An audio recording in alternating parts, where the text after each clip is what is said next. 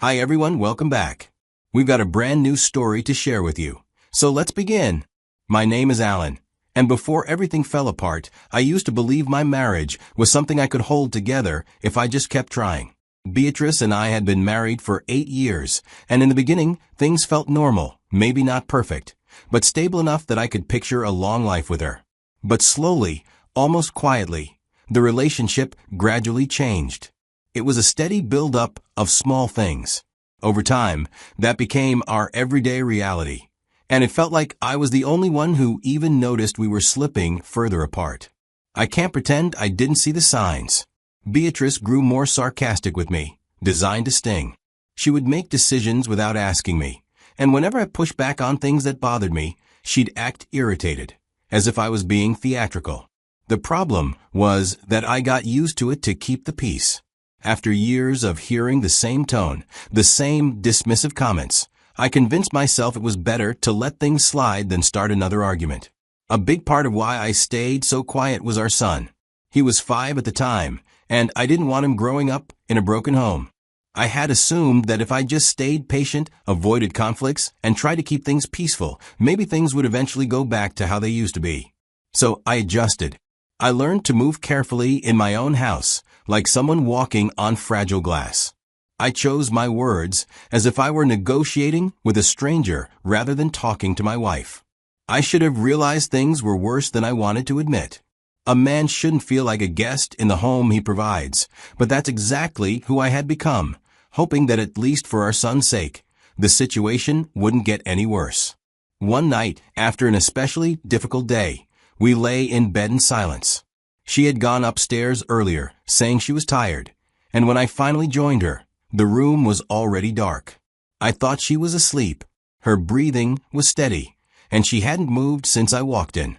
I slipped into my side of the bed, trying not to disturb her. My body felt heavy from the long day. I was ready to shut my eyes and escape everything for a few hours. Then, out of the quiet, she suddenly said she had something she wanted to tell me. I paused for a moment, trying to adjust my thoughts. I didn't know what she was about to say, but something in her voice told me it wasn't going to be small. So I braced myself and listened without expecting anything in particular, but aware that whatever she was about to say would likely change the direction of our night, and maybe more. She said it in a calm voice. I've decided to be a surrogate for my ex. They can't have children, and I have decided to help them carry one. Her statement sounded final, like the decision had already been made long before she opened her mouth. I turned toward her, expecting some sign that she was joking. There was nothing. She adjusted the blanket, got comfortable on her pillow, and treated the conversation as finished. That was the moment I felt something inside me shut off. I didn't try to argue. The whole thing was so out of place, so disconnected from reality. That shock made me go silent. I gave a small, confused smile, not because I was fine with it, but because I didn't know what else to do with the disbelief. She fell asleep minutes later. I lay beside her, unable to close my eyes. The intimacy between us had slowly died years ago, and here she was making a decision for both of us. The longer I lay awake, the clearer the truth became. This wasn't a misunderstanding or a bad choice of words. This was a line crossed. For years, the disrespect had been small and steady, mixed into arguments and everyday tension. But this was open and unmistakable. She was willing to carry another man's child while denying me access to her body when she was still married to me, and she didn't even think it needed a discussion. I didn't sleep at all that night. I waited for the sun, knowing that the marriage had changed the moment she said that sentence. Something in me was done. The part of me that had tolerated years of disrespect reached its limit, quietly but completely. The next morning, I woke up knowing exactly what needed to be done. All the little things I had ignored over the years, all the disrespect I had brushed aside for the sake of keeping the peace, suddenly lined up in my mind. I realized that if I didn't take control of my life right then, I was going to spend the rest of it bending and breaking just to survive in my own home. So I acted. The very first thing I did was freeze our joint bank accounts. I couldn't risk her taking our shared money and using it to support something tied to another man who was her ex. especially something as unbelievable as carrying his child without my input. Cutting off access to that account wasn't revenge. It was me drawing a boundary for the first time in years.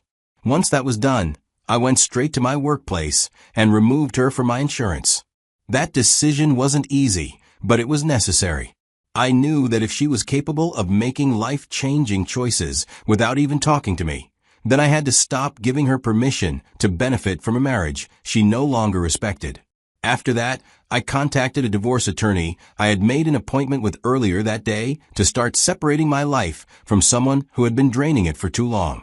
Filing the initial paperwork felt heavy, but necessary, like resetting a bone that had healed the wrong way. It wasn't something I had imagined myself doing. I always thought I'd stay for my son, even if the marriage were falling apart. But now, staying felt like choosing to drown slowly. As I walked out of the lawyer's office later that afternoon, it hit me that this wasn't just paperwork. It was a turning point. I knew I might lose a lot of money, assets, maybe even my peace for a while, but I also knew I would lose myself completely if I stayed. For a long time, I had swallowed disrespect as if it were normal. I made excuses for her behavior. I told myself that things would get better, or that it wasn't worth fighting over. But this surrogacy announcement opened my eyes in a way nothing else could have. It showed me that she didn't see me as a partner anymore. She saw me as someone who would accept anything she did, no matter how out of line it was. Walking away from a marriage is not easy, even when you know it's the right thing to do. A part of me was proud for finally standing up for myself, and another part was ashamed that it took something this extreme for me to take action. But as painful as those steps were, they were the first honest steps I had taken in a long time. When she found out I had frozen our joint accounts, it was like someone had flipped a switch inside her. She waited for me to come home, then came at me full force, yelling so loudly.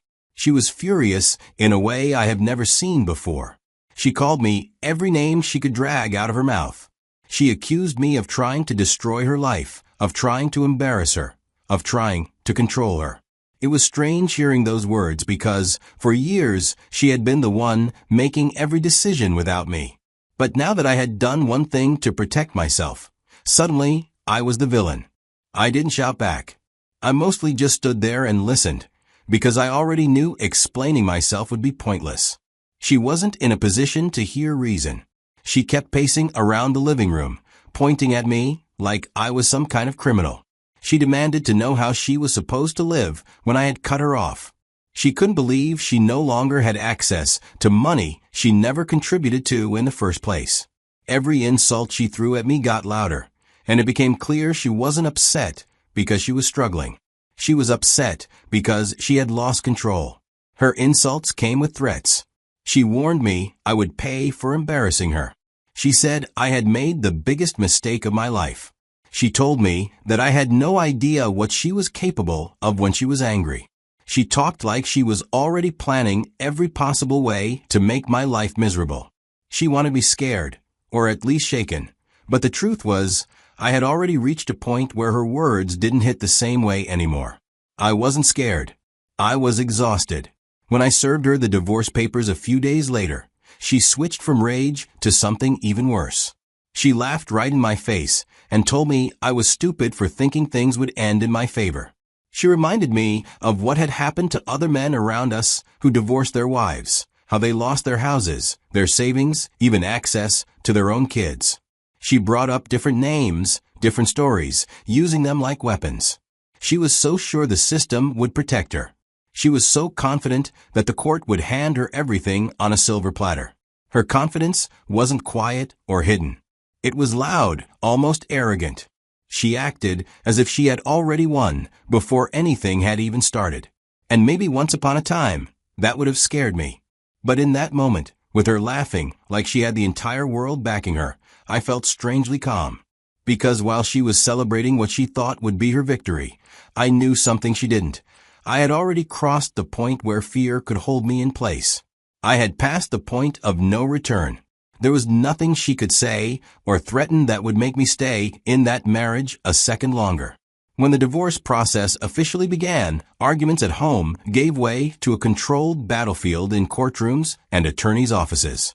Almost immediately, Beatrice tried to flip the situation on its head by accusing me of weaponizing finances. She and her attorney told the court that I had frozen our joint accounts just to hurt her. She believed she could twist the truth and people would accept it without question. In her story, she was the helpless victim, and I was the controlling husband pulling financial strings to punish her. She left out the part where she had decided to carry her ex's child without even speaking to me first. My attorney didn't waste time responding to these claims. He explained that freezing the accounts was not an emotional reaction or a power move. It was a financial safeguard.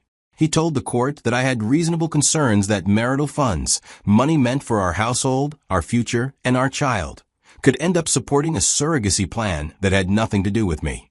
He broke it down. No sane person would allow their shared bank account to be used in a situation involving another man, especially one their wife was secretly close to. I didn't shut her out to punish her. I did it to protect myself, our child, and the assets we both owned. This moment set the tone for the entire divorce. Her side pushed the narrative that I was trying to control her life and cut off her independence, while we pushed the truth, that my actions were practical and necessary given her behavior. It created a thick tension in the courtroom, the kind where you could feel both legal teams preparing for a long fight. It became clear very quickly that this wasn't going to be a peaceful or straightforward separation. This was going to turn into a complicated legal battle where every decision, every transaction, and every word would be twisted and examined under a microscope. Halfway through the divorce, when I thought things couldn't get any messier, the truth found its way to me from a direction I never expected. One afternoon, I received a message from an unknown number. It was the ex's wife. At first, I didn't want to respond because I assumed it would be more drama, and I already had enough on my plate. But she insisted it was important and asked if we could talk privately. Something in her tone made me feel she wasn't reaching out to cause trouble, so I agreed. When we finally spoke, she didn't waste time. She told me she had been suspicious of her husband for months, long before my divorce started. She said she kept noticing small changes, late-night texts, sudden errands, phone calls he would step outside to take, and a strange defensiveness whenever she asked simple questions. At first, she tried to convince herself she was imagining things. But the signs didn't stop. They multiplied. Eventually, she went through his phone and found messages between him and Beatrice. These were conversations full of affection, secret meetups, and emotional intimacy. The so-called surrogacy plan was just an excuse, a cover they used to stay close without suspicion. She sent me screenshots, long threads of text between them, dates, and even photos of their call logs. She had organized everything by timeline, showing exactly how long this had been going on. Seeing those messages felt like someone knocked the air out of my chest. It wasn't just betrayal. It was confirmation that everything strange Beatrice had been doing finally made sense. Her sudden interest in helping her ex, her brushing off my concerns, the way she acted like I had no right to question her decisions, it was all connected. She wasn't acting out of kindness or compassion. She was acting out of attachment. As painful as it was, everything made sense now. For months, I had been wrestling with confusion, wondering why she was acting like our marriage didn't matter. Now, the picture was complete. I wasn't crazy. I wasn't imagining the disrespect or the shift in her behavior. The affair explained everything. The entitlement, the secrecy, even the urgency behind her surrogacy decision. She had dressed her betrayal in the guise of charity. The ex's wife apologized to me, even though none of this was her fault. She said she didn't know who else to tell, because she believed I deserved to know the truth, especially since my entire life was being torn apart. I appreciated her honesty more than she knew. It hurt, but it also freed me. For the first time in a long time, I felt like my instincts had been right all along.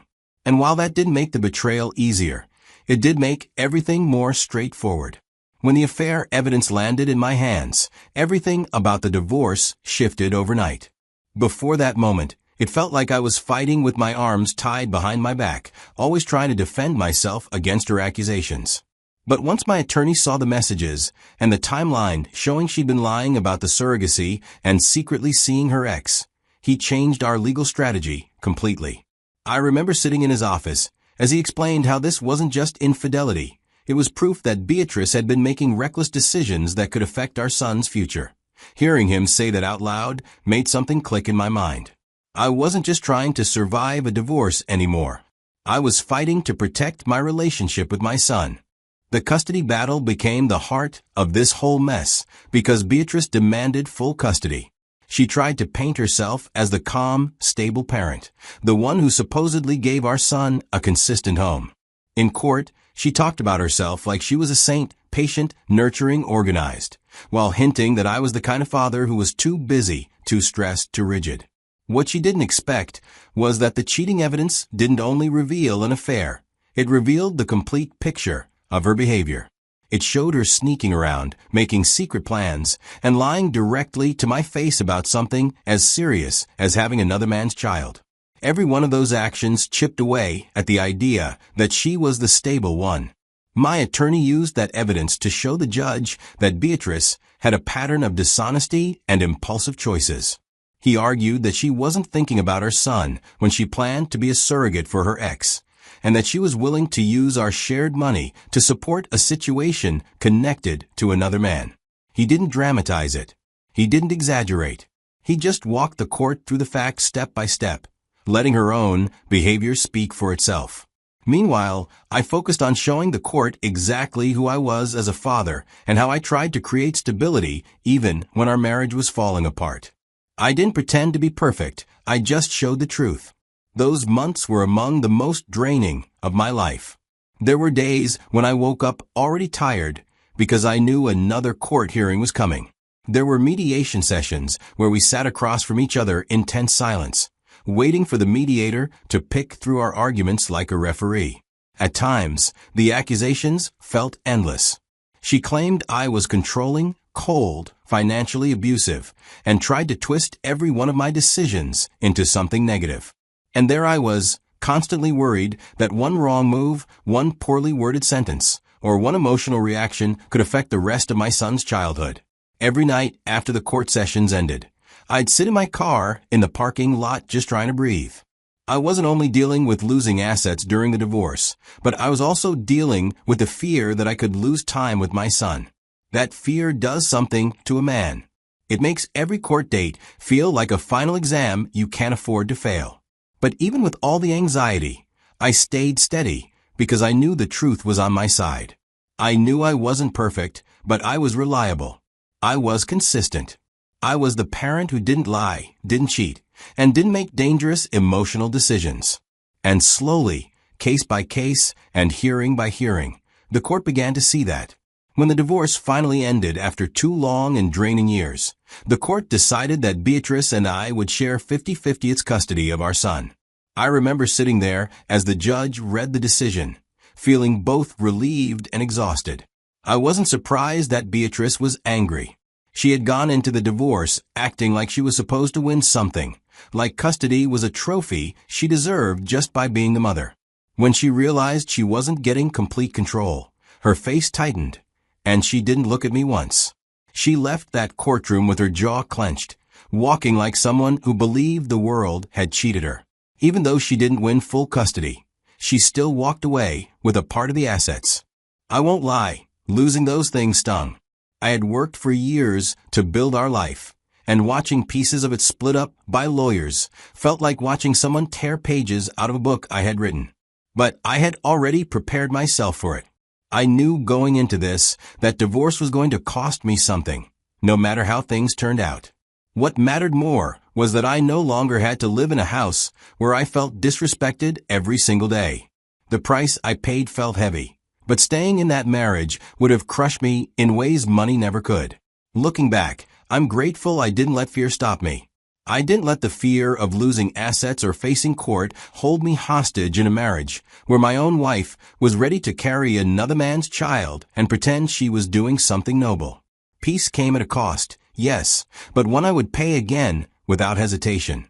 Sometimes you have to lose things to get your life back. Once the divorce dust had settled, I started getting the same question from friends and even from curious family members. Did she still go through with the surrogacy? And honestly, I don't know. I never asked. I never checked. The only thing I learned was what the ex's wife told me during the divorce, that the affair between my wife and her husband had put her own marriage on the edge of collapse. She told me she planned to leave him, but I don't know if she actually followed through. After a while, I stopped thinking about their situation altogether. By the end of those 2 years, I didn't have any energy left to keep track of Beatrice's drama. The whole thing had been so chaotic, so public, and so embarrassing for everyone involved that I doubt any of them continued with their original plans. Everything they tried to hide had come spilling out into the open, and once people's secrets are exposed like that, their confidence usually disappears. But even if they did continue, even if she went ahead with the surrogacy or tried to rebuild whatever relationship she had with her ex, it wasn't my business anymore. The moment the judge finalized our divorce and I walked out of that courtroom with shared custody of my son, I made a quiet promise to myself. I would no longer carry problems that didn't belong to me. Her decisions, her mistakes, her relationships, all of that became her story, not mine. I had my son to focus on, my own life to rebuild, and my own peace to protect. Whether her plan survived or fell apart didn't change the fact that I was finally free from the mess I had been living in. Sometimes I catch myself thinking about how different our lives might have been if Beatrice had put the same effort into our marriage that she put into her secret affair with her ex. But the truth is, there's no way to rewrite the past. All I can do is look at the situation for what it was. And honestly, I want to ask you, the person watching this, what you would have done in my place. How would you respond if the woman you married, the mother of your only son, looked you in the eye and said she wishes to be a surrogate for her ex? What would you do with a statement that shakes everything that makes you a man?